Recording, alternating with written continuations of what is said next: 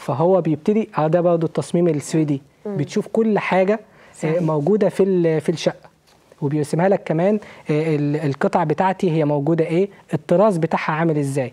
يعني في كذا تصميم اللي بعده هنلاقي انواع الطرز. في عندنا دي مخارج الكهرباء اللي هو هيراعي كل حاجه وهيمشي في الجبسون بورد الاضاءات عامله ازاي عشان ما يكونش فيه ازدحام. في بقى في الطرز دي الطرز بقى، في عندي الطرز دي عباره عن ايه ببساطه، عامله زي حد بيلبس لبس كاجوال وحد بيلبس لبس كلاسيك. انا لو مش فاهم كلاسيك على كاجوال وهتطلع حاجه ثالثه والسيمي كاجوال بالظبط.